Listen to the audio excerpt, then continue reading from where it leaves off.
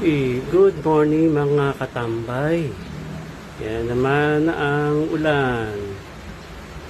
Diba? Ito yung ating mini hardin ni Chef Tambay. Tapos, makapagdilig muna tayo ng halaman. Yan, ang ating pandilig. Rain, rain, go away, come again another day. Wash na wash sila.